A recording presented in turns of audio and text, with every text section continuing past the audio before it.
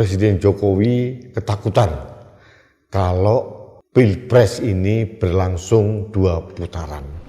Dan menurut saya, kalau melihat kenyataan di lapangan, saya punya keyakinan bahwa pemilihan presiden dan wakil presiden ini hampir mustahil 1 putaran.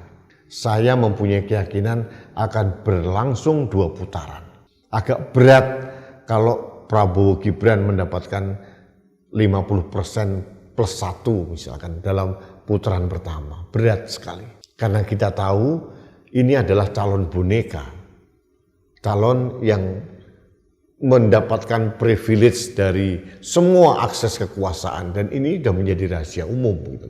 Apalagi terang benderang didukung oleh Presiden Jokowi.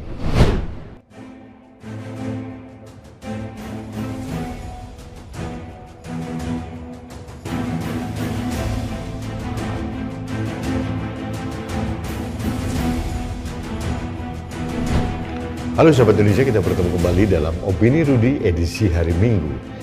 Sahabat Indonesia, di hari Minggu ini saya akan membuat analisis terkait dengan suara-suara yang berkembang bahwa dikatakan Presiden Jokowi ketakutan kalau Pilpres ini berlangsung 2 putaran. Benarkah demikian? Ini menjadi menarik sekali gitu loh. Pertanyaannya sekarang, mengapa Pak Jokowi ketakutan? Mengapa Pak Jokowi sangat berkepentingan agar paslon yang didukung, yang sudah terang benderang yaitu paslon nomor 2, tidak boleh berlaga dalam Pilpres 2 putaran? Karena menurut saya memang beralasan. Sudah menjadi rahasia umum bahwa Pak Jokowi ini berpihak loud and clear kepada pasangan Prabowo dan Gibran.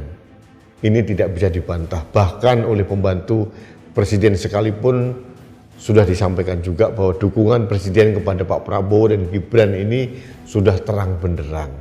Jadi memang tidak perlu dibantah lah. Presiden sudah melanggar komitmennya sendiri untuk tidak cawe-cawe gitu. Tapi ini sudah terjadi lah. Kita sudah tahu semua, Presiden sudah cawe-cawe. Pertanyaannya sekarang, mengapa Pak Jokowi ketakutan? Konon yang dikatakan oleh beberapa orang begitu bahwa kalau Pilpres ini berlangsung 2 putaran, ini memang ketakutan yang beralasan.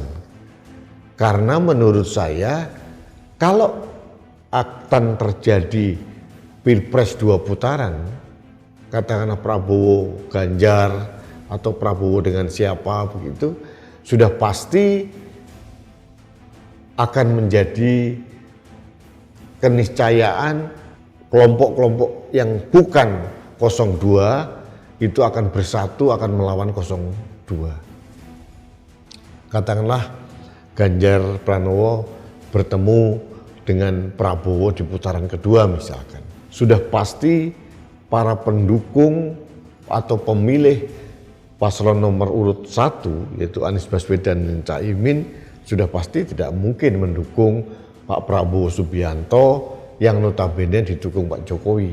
Sudah pasti akan mendukung Ganjar Pranowo. Sudah pasti. Kalau mereka berkomitmen terhadap perubahan. Karena sudah jelas bahwa Pak Prabowo ini mengusung status quo.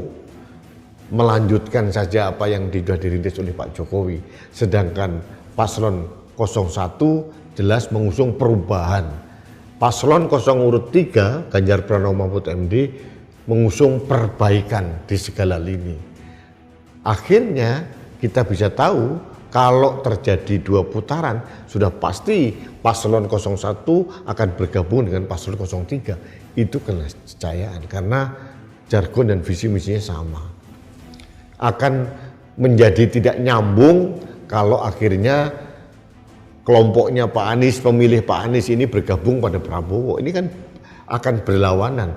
Perubahan dengan status quo tidak mungkin digabungkan seperti minyak dalam air. Itu faktanya.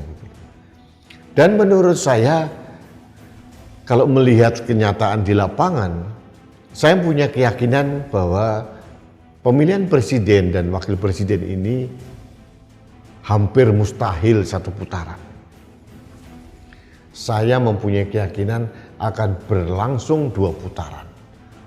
Agak berat kalau Prabowo Gibran mendapatkan 50% plus 1 misalkan dalam putaran pertama. Berat sekali.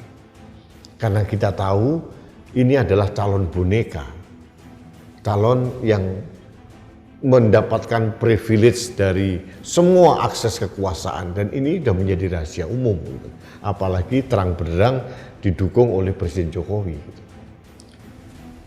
Nah, pertanyaannya, mengapa Pak Jokowi ketakutan kalau bukan Pak Prabowo atau Gibran yang menjadi pemenang? Ya wajar, karena semua peristiwa yang terjadi dari MK, kemudian program-program pemerintah seperti penanganan COVID, IKN, kereta cepat, ataupun yang lain, itu bisa menjadi batu sandungan bagi Presiden Jokowi ke depannya. Sebetulnya langkah paling aman dari Presiden Jokowi dulu, kalau saya boleh menyarankan, adalah menguatkan Ganjar Pranowo dan Mahfud MD. Itu paling aman. Pertama, selama ini PDIP adalah partai yang selalu menyokong kebijakan pemerintah Presiden Jokowi. Yang kedua, Pak Jokowi dan Ganjar satu partai, tidak ada gejolak politik apapun. Tapi ini tidak akan terjadi karena Pak Jokowi mempunyai pertimbangan dan pemilihan sendiri. Risiko besar akan ditanggung oleh Pak Jokowi nantinya, menurut saya. Karena hampir mustahil Pilpres ini berlangsung satu putaran. Rakyat Indonesia bergerak. Tidak melulu kita mengacu pada hasil survei yang notabene sudah disetel oleh beberapa kelompok. Kita tahu, saya pribadi hampir sudah tidak terlalu mempercayai hasil survei. Bagaimana saya percaya kalau lembaga survei ini juga merangkap menjadi konsultan politik? Ini kan lucu, sesuatu yang sangat tidak fair pasti, tidak objektif pasti. Seharusnya lembaga survei yang merangkap menjadi konsultan politik seharusnya tidak diizinkan untuk mempublikasikan hasil surveinya, seharusnya begitu. Tapi di Indonesia kan tidak terjadi. Lembaga survei yang merangkap konsultan politik diperbolehkan mengekspos, mempublikasi hasil surveinya. Yang terjadi ya seperti sekarang ini. Hasil survei mayoritas tidak mencerminkan kondisi yang real. Itu faktanya. Jadi saya sendiri memprediksi bahwa Pilpres nanti akan berlangsung 2 putaran. Akan ada deal-deal politik, tapi menurut saya akan berat deal politiknya kalau Pak Prabowo berhadapan dengan Pak Ganjar. Akan berat, karena sudah pasti menurut saya pendukung dari paslon urut 1 akan berbondong-bondong bergabung dengan paslon urut 3. Karena tidak mungkin, kalau analisis politik saya, secara realitas tidak mungkin kelompok perubahan bergabung dengan kelompok status quo, ini nggak nyambung. Ini yang menjadi ketakutan dari Presiden Jokowi.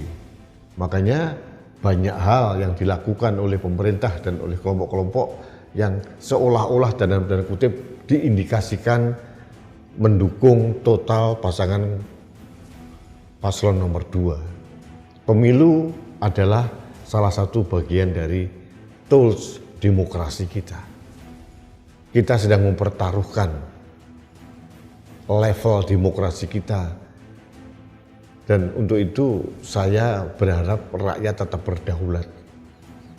Rakyat tidak terpengaruh dengan ontran-ontran manuver-manuver para elit-elit di atas, termasuk pemerintah, termasuk penguasa-penguasa yang konon menggunakan semua akses kekuasaannya untuk memperpanjang kekuasaannya.